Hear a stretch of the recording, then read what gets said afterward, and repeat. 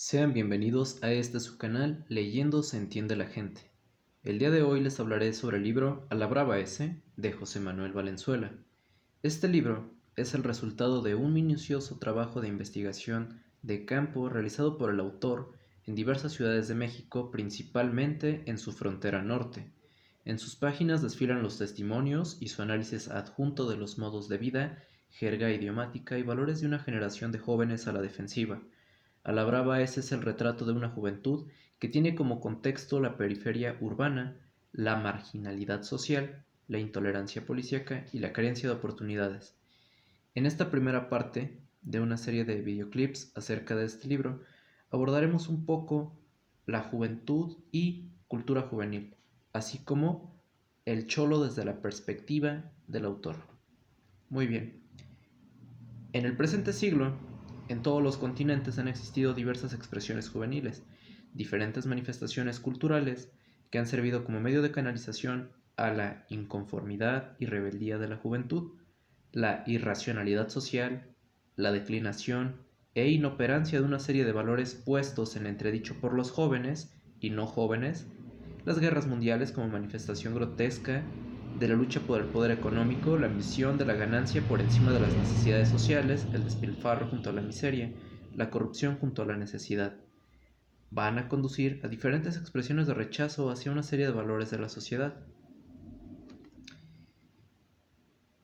Biológicamente, la juventud constituye una etapa intermedia entre el niño y el adulto.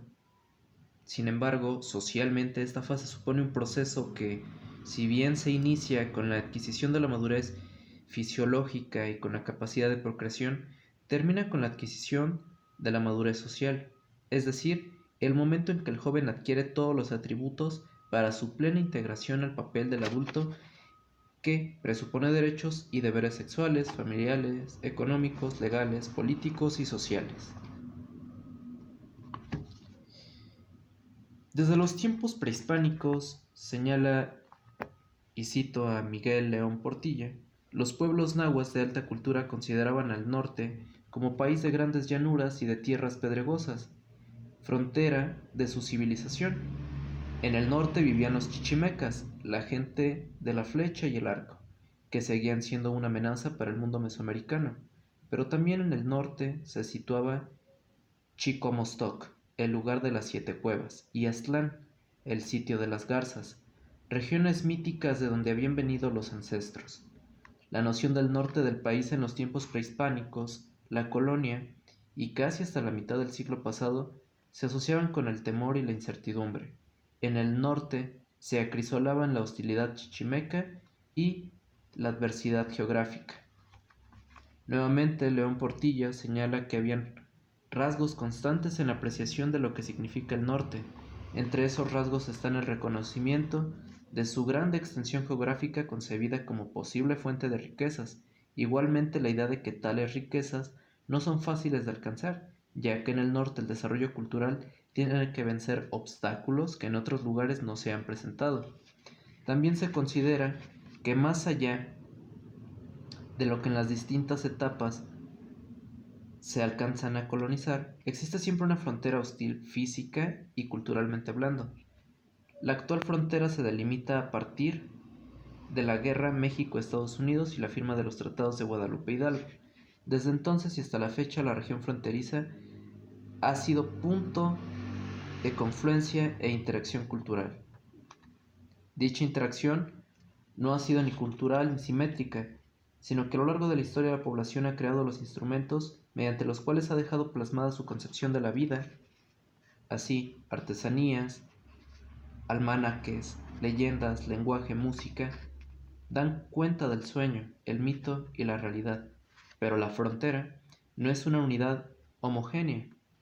Carlos Monsiváis ha señalado que ni la dramática dependencia de México sostiene hoy esa visión moralmente degradada, cuyo origen es la tesis de una sola frontera creada por las negociaciones del autoritarismo y el relativismo ético de la pobreza. Lo innegable es la existencia de dos fronteras claramente diferenciadas que responden a procesos culturales y sociales puestos así, existan puntos de unidad. Muy bien, A continuación vamos a hablar un poco sobre lo que son los cholos. Sin embargo, me gustaría recalcar que la finalidad de este video no es dejar en mal a ninguna de estas tribus sociales, ni mucho menos, es únicamente exponer sus estilos de vida desde el punto de vista del autor, así como su desarrollo en nuestro país y o específicamente en nuestra frontera norte. Muy bien, desde mediados de la década pasada se comenzó a sentir en la frontera la presencia considerable de jóvenes de ambos sexos, identificables a simple vista por su forma peculiar de vestir, quienes se autonombraban y a quienes se conoce como cholos. Se ha vertido en lugar común en la descripción del cholo que el vestuario se ve acompañado de características de drogadicción y violencia, las cuales efectivamente juegan un papel importante en la delimitación del perfil de este grupo, aunque han sido manejadas de una manera abusiva, etiquetando a todo cholo de drogadicto y delincuente, cosa que no necesariamente es así. La crisis económica, la devaluación de la moneda de 1976, el deterioro en el nivel de vida de la población popular fronteriza, la migración como elemento catalizador del proceso de transculturación, el desempleo, el desplazamiento de fuerza de trabajo mexicana en Estados Unidos como consecuencia de la recesión económica, el contacto cotidiano que se establece en la frontera, son factores que propician que el cholismo, surgido en los barrios chicanos y mexicanos de la ciudad de Los Ángeles, California, a inicios de los años 60, cobre forma y estilo en algunas ciudades fronterizas.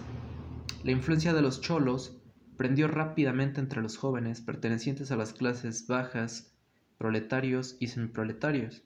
Ello nos plantea una relación de asociación entre cholismo, migración y clase social. Muy bien, ahora hablemos un poco sobre los usos del término cholo. Las acepciones y usos del término cholo han sido múltiples.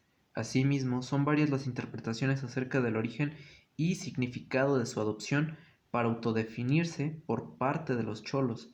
No es la intención de este trabajo determinar cuál es la verdadera, sino simplemente rastrear las respuestas que han sido vertidas en torno al origen del término cholo. En América, cholo ha sido utilizado para referirse al mestizo de blanco e india, así como al indio civilizado. En Chile se usa al hacer referencia al indio puro, y en Bolivia, Chile, Ecuador y Perú para denominar a la gente de sangre mezclada. Xolotl fue el primer emperador chichimeca, jefe y caudillo de su pueblo, en honor a quien se fundó Xoloco, porque en él hizo alto y asiento por algún tiempo el gran Chichimeca, según establece Fray Juan de Torquemada en su Monarquía Indiana de 1615. Xolotl era la figura complementaria de Quetzalcóatl, sacrificado inútilmente en el intento por hacer girar al sol, según relata Fray Bernardino de Saugán. Roger Bartra lo define de la siguiente manera: como se ve, Xolotl es un numen ligado a la muerte y a las transformaciones. Transformación en diversas formas extrañas al huir de la muerte para encontrarla, como axolote en el agua. Transformación de los huesos robados al señor de Mictlán en hombres vivos. Hay un elemento común en todo esto: una constante lucha entre la muerte, un permanente huir de ella.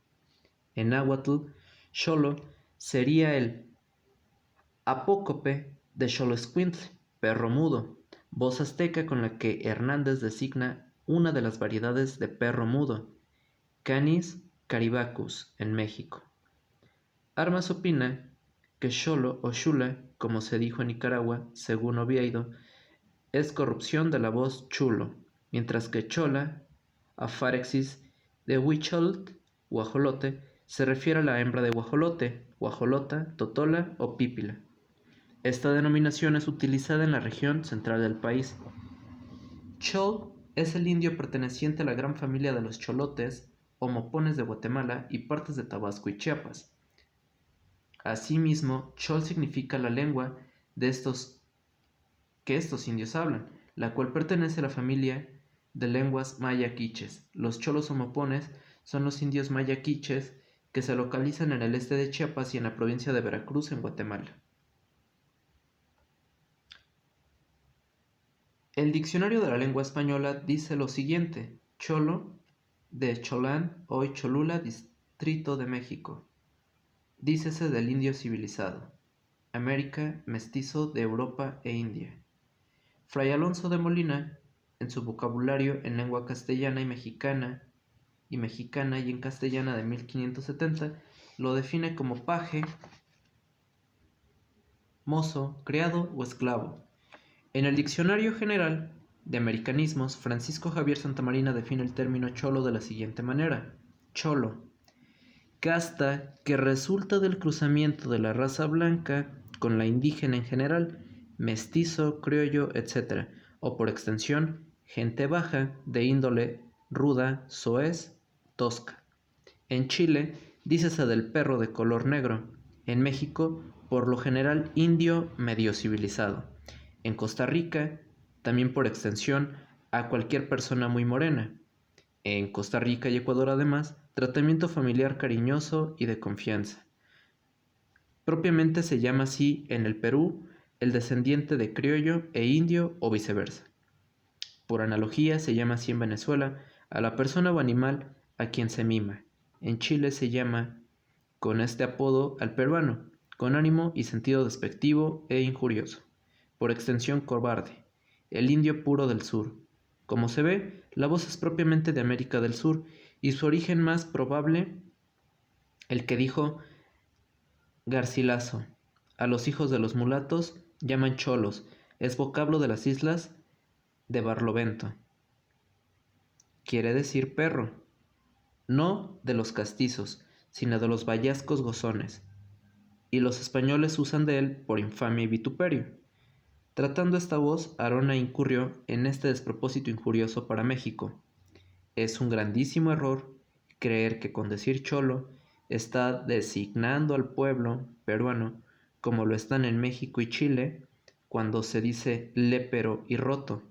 Con saber que lépero quiere decir grosero, casi ampón, se entenderá lo injurioso de la apreciación, ya que Rubio critica en la anarquía.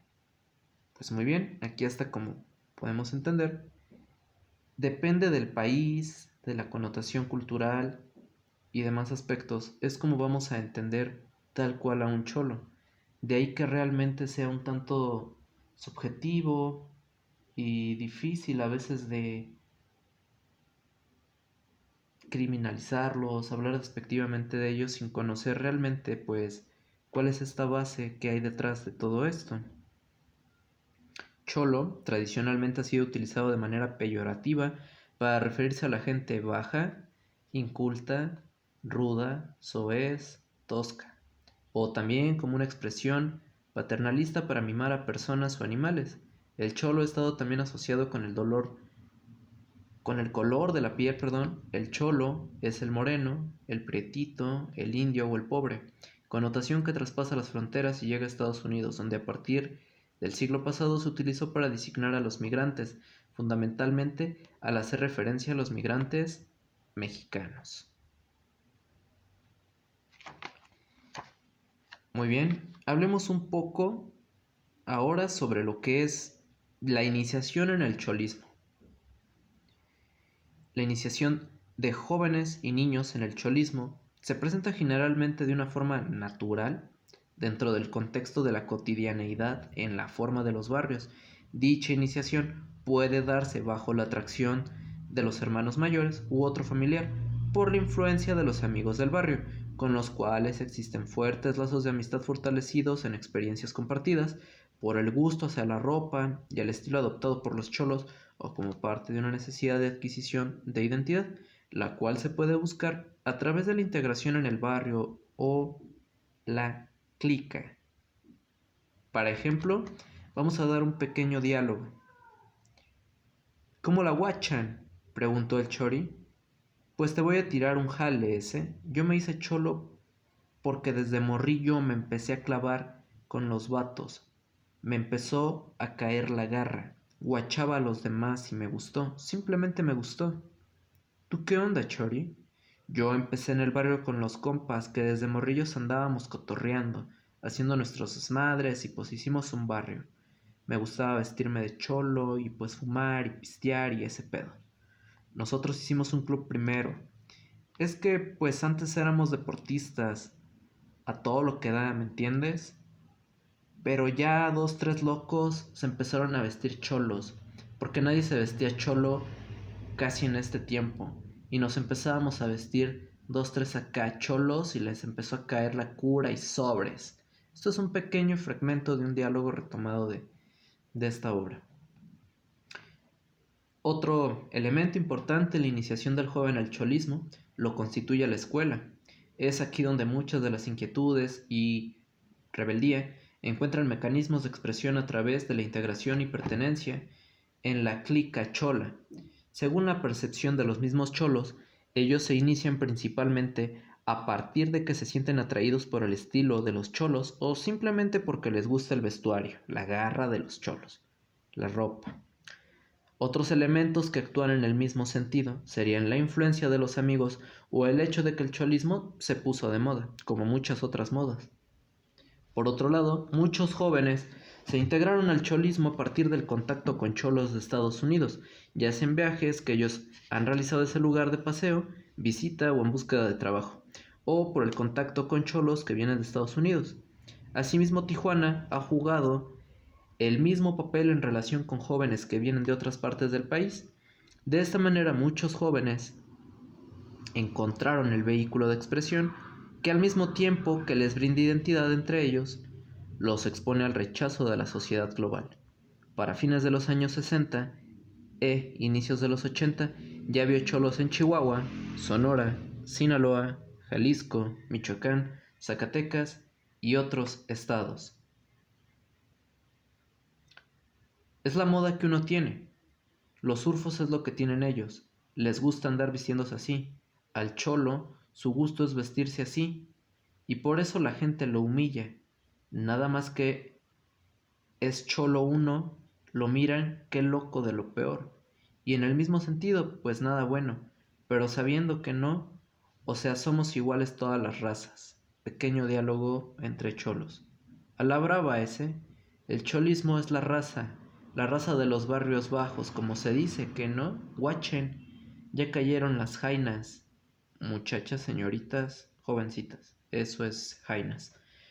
Oigan, estamos tripeando sobre cómo nos engranamos acá de cholos. ¿Tú cómo comenzaste, Kiri?